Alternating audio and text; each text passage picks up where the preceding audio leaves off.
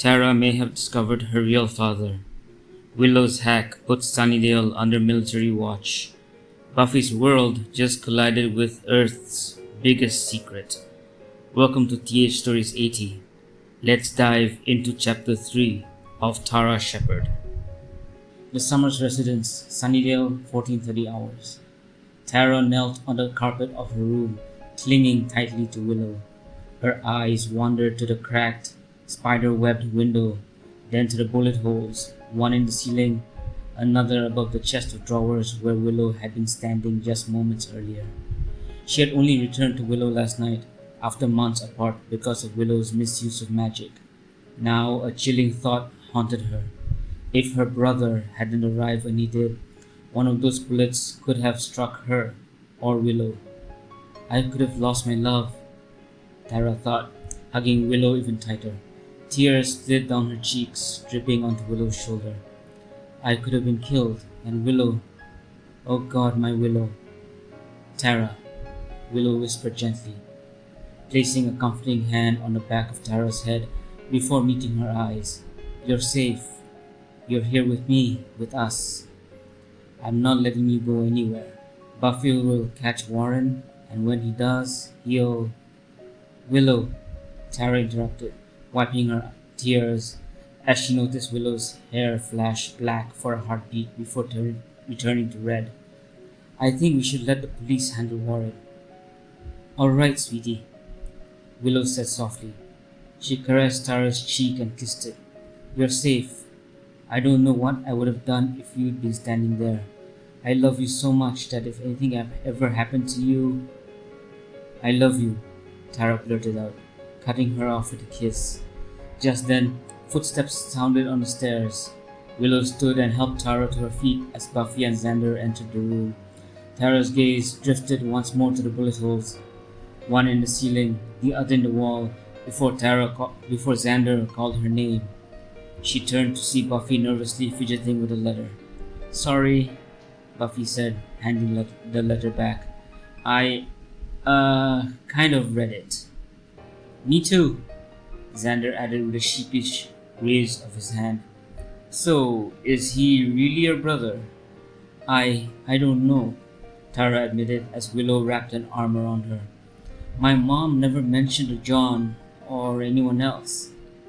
I always thought my only family was the man who tried to take me away, Donnie, Beth, the others. Tara, I'm sorry, Buffy said gently, but we need to look into him. We have to know if he's really who he claims to be, and more importantly, if he's tied to the initiative. Buffy, I don't think he is, Tara said, shaking her head. I'd have sensed deception. He seemed just as confused as I was.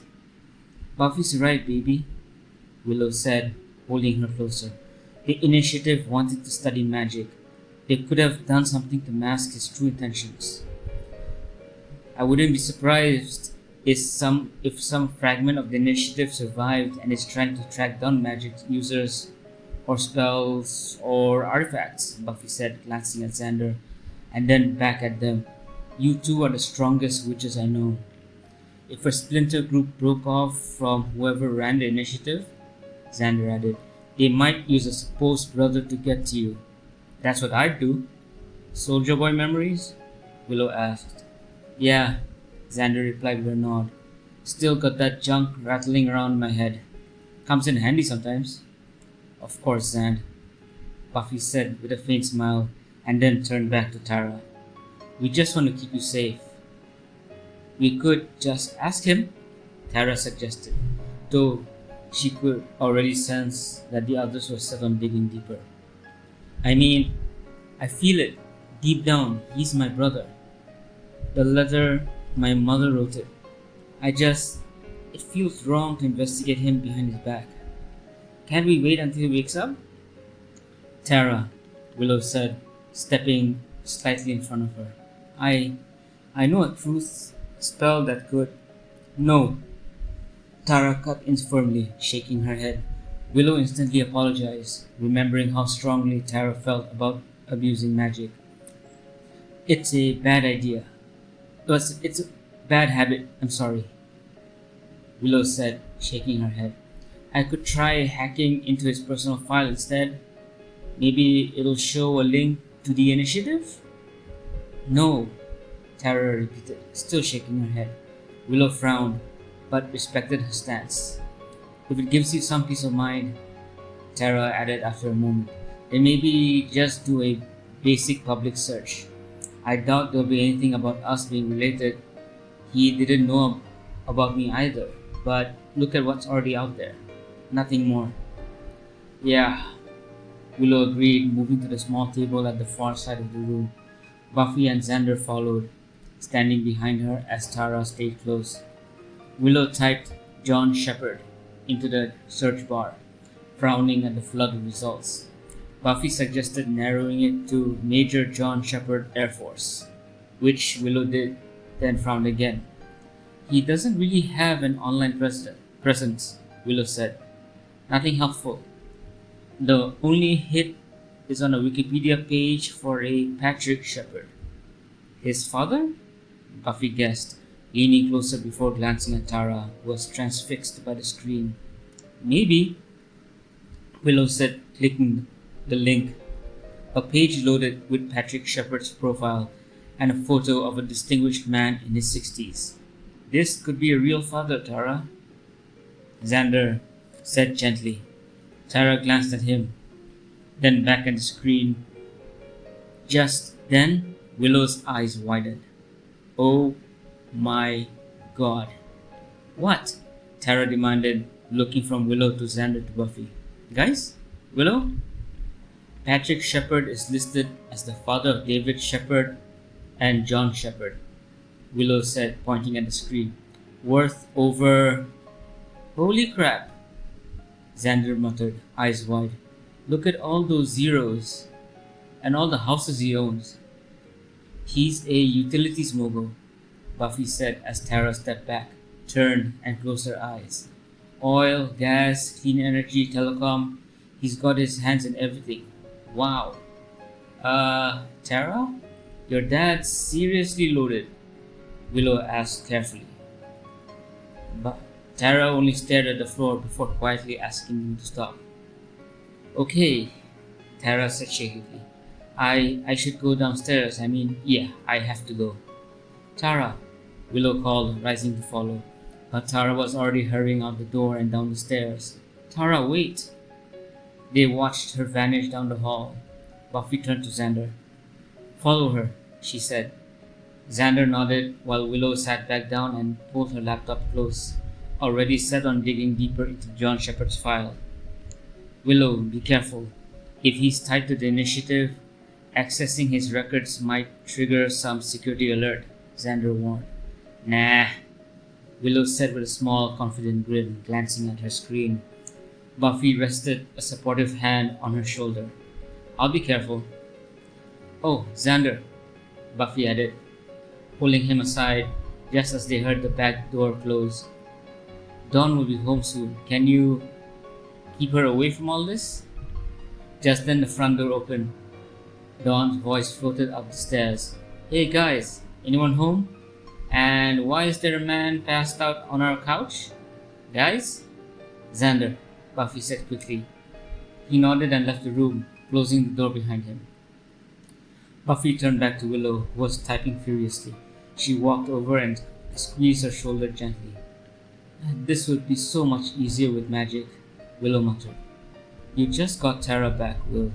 Maybe cool it on the magic for a bit, Buffy suggested. Willow nodded, eyes still on the screen. The Department of Defense logo flashed for a second, and she leaned back with a triumphant grin. We're in? Buffy asked. Uh-huh. Willow confirmed, leaning forward again. I'm masking my trail, but we've got maybe 2 minutes tops. You'd think the Department of Defense would have tighter security. As Willow entered her query, Buffy picked up the phone in the room and dialed a number she'd been given back during her initiative days. It was supposed to be an emergency contact line, though she had no idea if it still worked. The initiative had been officially shut down, and calling this number was a huge risk. But if there was any chance Riley might know something, it was worth it. This line is probably monitored, Buffy thought, just as someone answered. You've reached Spetali's Flowers, a voice on the other end said. Buffy froze for a moment, confused, then quickly remembered how the initiative operated and adjusted. I need to speak to Riley, she said. It's about someone who might be tied to the old initiative. His name is John Sheppard, a major in the Air Force. And if he is initiative, then I want Riley here to take him back. You people are messing with things you don't understand. Again. So pass the message along. Tell Riley to get here as soon as possible. She hung up, let out a long sigh, and walked back over to Willow, who had just managed to pull up the Major's file. Neither of them realized that Major John Sheppard was part of the Atlantis expedition, and by extension, Stargate Command. His personal records were under constant surveillance. Even legitimate access set off alerts. So, the moment Willow opened his file, a red flag was triggered at Homeworld Security. Briefing room, SGC, 14:45 hours. Dr. Weir was speaking with General Landry as a few airmen moved some of his belongings into his new office at the SGC. Landry, who had already taken over from General Jack O'Neill, sipped from a cup of coffee as they discussed the reports he'd read about her experiences in Atlantis. He still remembered the moment General O'Neill walked up the stairs to his home and informed him he would be taking over command of the SGC. Landry had been shocked to learn about the threats facing the planet as O'Neill explained everything in his living room. A few weeks ago, just before he took over command of the SGC, he'd received another report from O'Neill.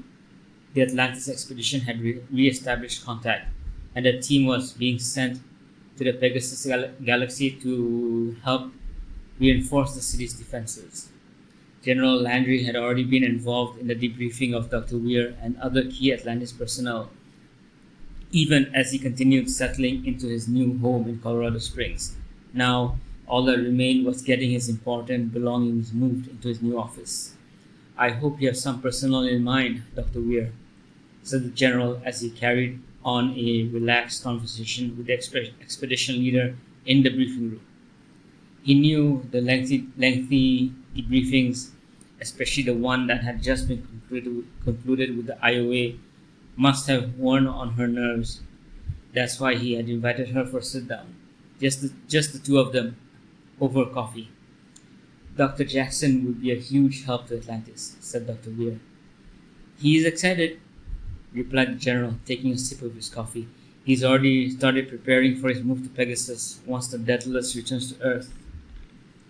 I still can't believe SG-1 has been retired, said Dr. Weir. Dr. Jackson is coming with us to Atlantis. Teal'c is helping the Jaffa establish a new government after the victory over the Goa'uld, and Colonel Carter is now heading research at Area 51. It's the end of an era, said the general, but I'm sure the new commander can put together a team just as good as the previous one. I'm sure of it, sir, said Dr. Weir. She glanced towards the airmen moving boxes in the adjacent office, then looked back at the general. How are you holding up? As well as I could be, said General Landry. I imagine you felt the same when you took command of this place. At first I thought the president was joking, said Dr. Weir with a light chuckle. Then I read the mission reports, and let's just say my first day here didn't go very smoothly, especially with Anubis's fleet trying to end us all. Let's hope my transition into this place is easier than that, said the general.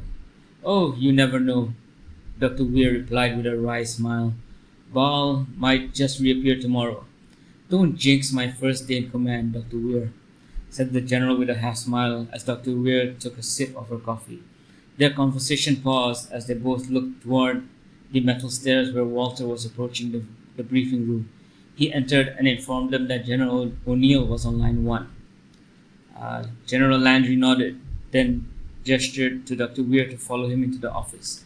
Once inside, he picked up the phone as Dr. Weir took a seat across from his desk, glancing briefly at the remaining unpacked boxes. Then she noticed the concerned expression on General Landry's face. Jack, said the General. Yeah, I have her with me. Oh, okay. Hold on. General? Asked Dr. Weir as Landry placed the phone back in the cradle, but not before pressing the speakerphone button so both of them could hear. What's going on?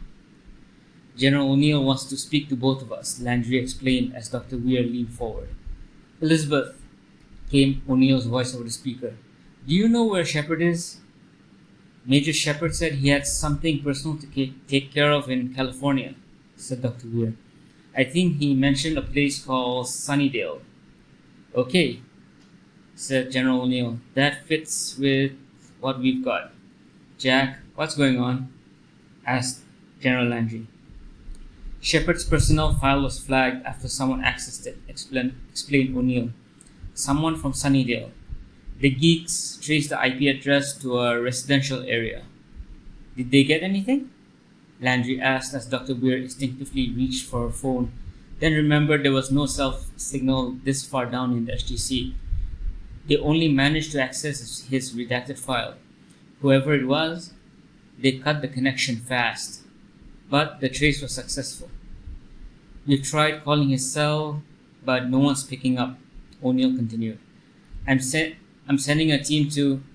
Sir, interrupted Dr. Weir, if I may suggest something, let me accompany the team.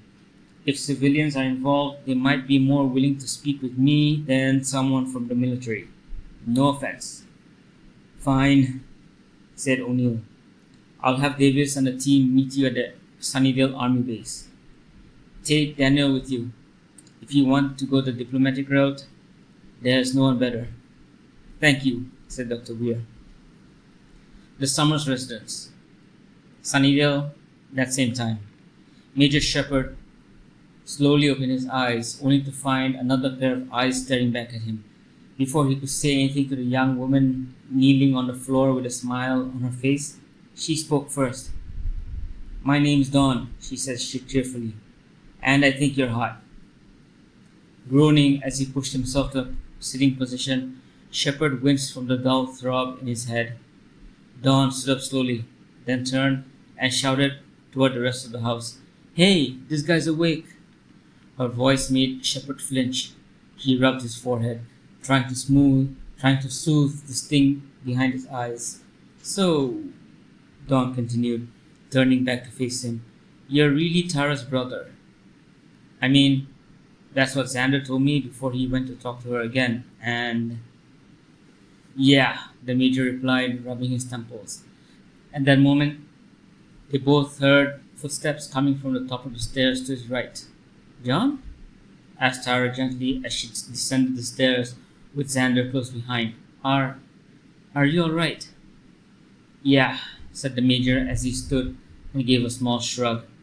Feels like a truck ran over my head.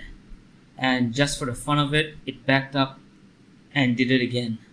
Oh, said Tara softly. She looked at him, then quickly dropped her gaze to the floor. Sheppard glanced at the group forming in front of him. The blonde he had saved earlier, Buffy, came down the stairs and stood protectively in front of Tara. A redhead joined her, taking a similar stance. Looking at the blonde, Sheppard asked, You feeling alright? Yeah, Buffy replied cautiously. What was that? What did you do? Hoping to change the subject, Sheppard turned back to Tara. So, I take it these are your friends? Yes, Tara nodded, still looking at the carpet. The Major frowned slightly, recalling the way she'd been treated by the Maclays in his strange dream. Shaking the thought away, he said, Could you introduce them to me? I'm Dawn, said the brunette cheerfully. We've met. So, do you fly planes? I mean jets, you know? Yeah, said the Major, watching as Dawn bounced excitedly. Can you take me up sometime? That would be so cool. And Dawn, Buffy interjected, glaring at her sister. Not now. Tara began. This is Xander, Buffy, and, Willow. Her friend, Willow, the redhead added quickly. Just friends, you know, nothing more. We're besties. The Major glanced at Tara, catching the way she looked. She looked at him, then looked away again, clearly nervous. Tara, said Sheppard gently, I was hoping we could, you know, just talk. And before that, Buffy interrupted. We need to know a few things about you. How do we know you are who you... Hold on. The Major cut in, raising his hand as he reached into his left pocket to pull a vibrating cell phone. Glancing at the caller ID, he looked back at the group. I've got to take this. It's my boss. You can take it here, said Buffy, eyeing him warily. It's my boss. Sheppard repeated. So yeah, I'll be outside. I'll be right back. He stepped outside, closing the door behind him. Moments later, the group inside heard him shout, "What?" into the phone. A second later, he came back in, still on the call and frowning. Elizabeth, he said into the phone, slipping a hand into his pocket. I understand about the... Elizabeth, they're my sister's friends, and... You have a sister? Dr. Weir asked, frowning as she exited the main floor lobby of NORAD. She walked into the Cheyenne Mountain interior parking lot with Daniel Jackson at her side. John, your file doesn't say anything about you having a sister. How can you be sure I am? The Major replied firmly, looking at Tara. She's... It's a long story. We can talk about it later. I'm heading to the Sunnydale Army Base with a team General O'Neill assigned, said Dr. Weir. Dr. Jackson is with me and Major Davis will be meeting us there. We'll talk about your sister then, and also about the person who broke into your file. They're just kids, Elizabeth, the Major said, glancing at Tara, who looked at Willow and Buffy. What did you do? Tara whispered, noticing Willow avoid her gaze. I asked her to... Buffy started, but Tara shook her head in disbelief. You hacked it. You did, didn't you? Tara asked in a low voice, turning toward Xander. Xander, did you know? You know why we... Xander trailed off awkwardly as Tara took a step back and looked toward Sheppard. Elizabeth, the Major said with a sigh. Just have Davis give them a warning. Whoever designed the system might want to know how the hack was done. Willow and Buffy exchanged uneasy glances, confirmation that they had hacked into his file. I'll talk to General Landry and O'Neill, said Dr. Weir as she continued walking with Daniel. But we still need confirmation that this sister is actually related to you. I suggest you bring Carson and Rodney, the Major said. Have them bring everything and set up at the base. I don't want to spook my sister and her friends more than they already are. You, Dr. Jackson, and Davis can explain why hacking into Department of Defense files is a bad idea. Willow, Tara said quietly, clearly exasperated. Willow gave her a sheepish look. I'm sorry? Why do you need everyone? Asked Dr. Weir, stopping mid-step. Are you injured? Just get them to set up at the army base, said Sheppard. I'll explain everything once you get here. All right, said Dr. Weir before ending the call and dialing General Landry's number. She and Daniel made their way to the car, waiting to take them to Peterson for their flight to Sunnydale. Sheppard pocketed his phone and turned back to the group. All right, he said, looking at each of them. Someone want to explain why you hacked into my file? To be continued.